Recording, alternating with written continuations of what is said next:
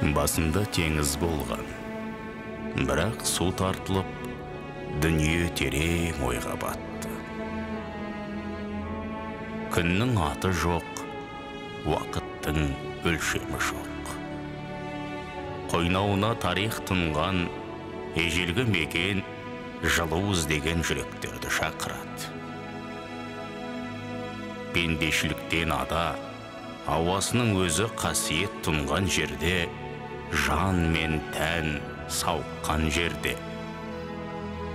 Әр адам жүрегін шынайы сенімге ашып, қасиетті дұғаға бас қою арқылы ішкі тыныштықты табады. Өйткені бекет ата өзінен көмек сұрағандарды қиыншылықта қалдырмайды.